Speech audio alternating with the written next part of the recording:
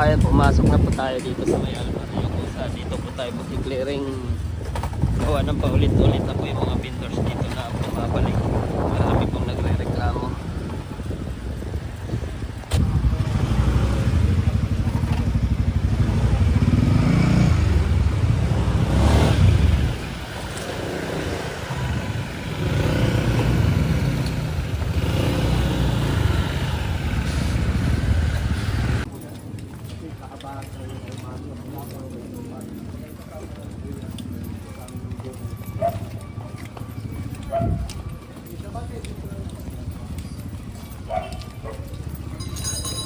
Ayan, kasama po natin si Chairman sa mga nirereklamo.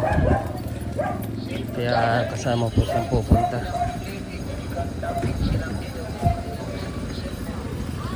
Malinis na po. Kung makikita niyo, kanina may mga paninda pa po dyan. Kaya wala na oh. Magandang umaga po dito sa Barangay dito. Nandito ulit kami ang Bilis Kilos. Pangilang reklamo na ho ito. Una, pinaalalahanan po kayo. Ngayon, bumalik na naman. Pangalawa, gusto ko namin na ulit po tayo. Ito, may reklamo na naman ulit. Pasensya na ho tayo. Lahat na po ng abutan namin yan. Hindi na may babalik po sa inyo yan. Dahil paulit-ulit na lang po. Nandito, katuwang ho natin yung barangay chairman ho ng barangay 52 at ang commander ho ng Tayuman PCP, si Sir Figueroa. Katuwang po natin ang kapulisan ho ng Tayuman. Yung pabalik-balik ho ng mga kalat ho dyan, paulit-ulit na lang. Pangalawa, namulihan na po tayo. Tapos dito na naman po, may reklamo na naman. Ibig sabihin nun, hindi ho talaga kayo sumusunod. Ayun po, pasensyahan na po tayo. Lahat po ng abutan po namin nakalat dyan, ng mga nakabalap po sa kalsada, pasensyahan po tayo, kukunin na po namin yan. Muli po, maraming salamat po sa inyo. Ayan, kanina po nung pumunta tayo dito, ang dami pong vendors. Ayan, kung makikita nyo, nakaligpit na po lahat. Saka ito, kasama na to. Sir, huwag nila pong arisin yan dyan.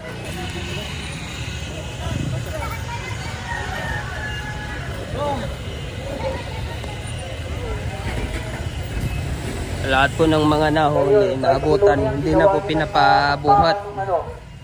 Kaya okay nare-reklamo dito. Tingnan nyo ginagawa nyo naman. Reklamo dito, galing po ng Malacanang ngayon ha. Binabawo sa Bilis Kilos. Kaya pasensyahan mo tayo dahil sa paulit-ulit nyo pong ginagawa yan. Hindi na ho kayo sumusunod talaga. Pati si Chairman ho at ang kapulisan binabaliwala nyo na. Kaya pasensyahan na po tayo.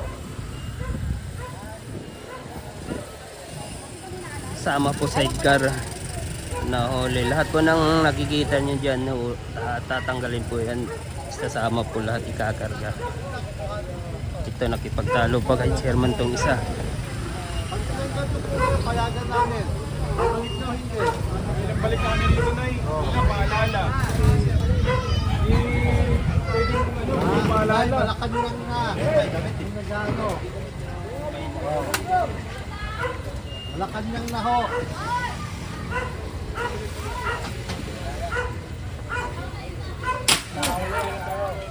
Galit na si nanay. Hinagis na yung mga gamit. Dati na po kasi ito, may nabisuhan na. Nakatatlong balik na po yung mga kapulisan dito. Ganun pa rin pagbalik.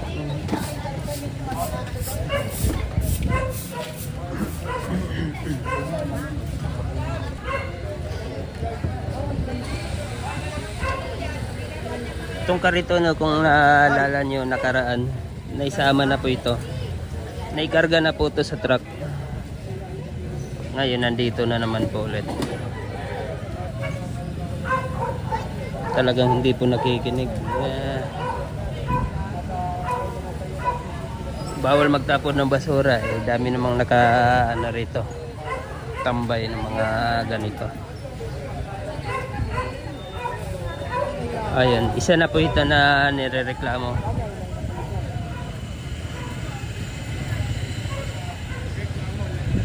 Dalawa ng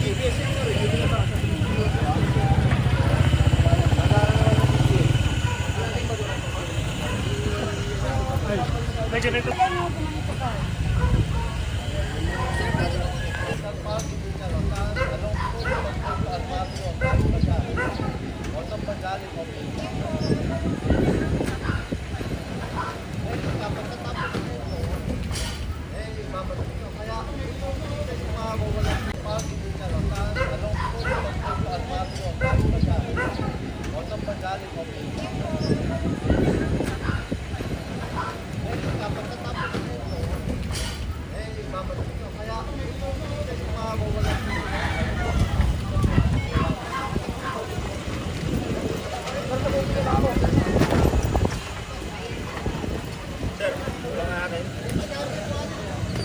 kakarga po sa mobile kung magkakasya.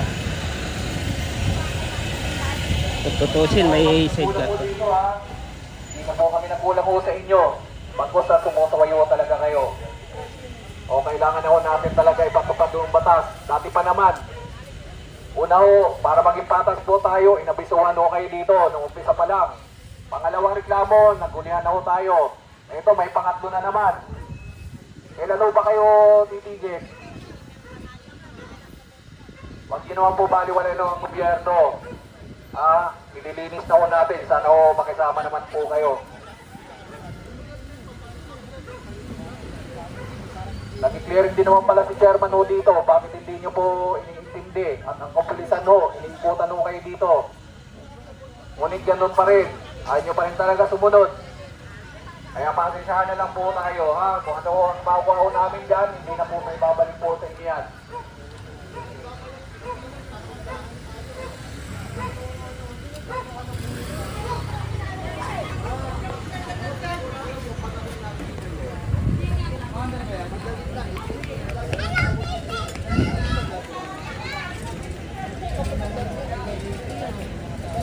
Ano sabi mo, Nay?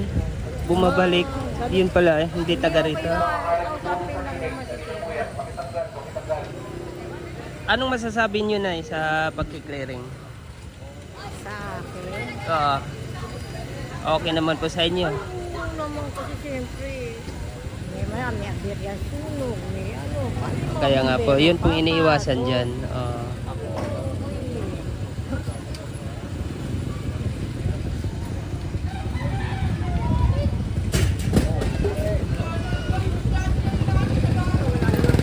Galit na si nanay. Pinanghagis na yung gamit niya.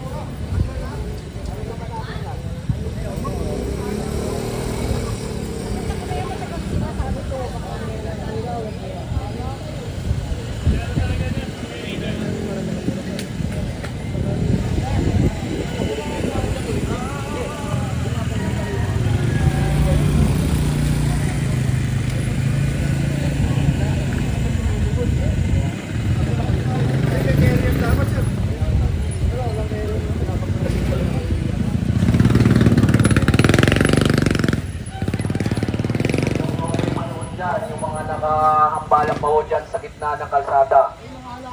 May kisuyo ho kami, yung mga halaman ho dyan, dapat hindi po nakagitna yan. Igilid nyo naman po.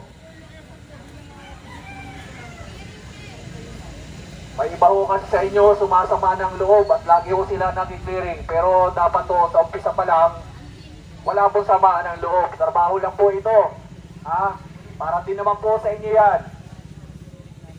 Dahil in case of emergency po, may madadaanan no yung bumbero. Hindi ho kami nag-ulang po sa inyo ng paalala.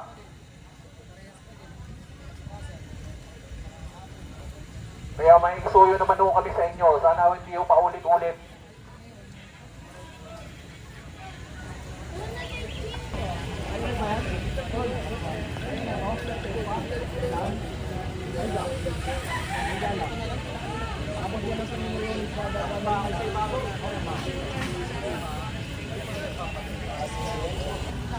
Kayo po yung nakapula. Sir, pasakay kami, pasakay. Tumawa.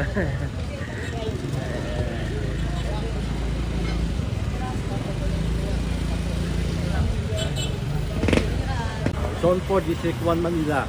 Kaya ano pong reaction niyo o comment dito sa clearing operation na to? Mga ilang beses na po. Kasama rin naman po kayo.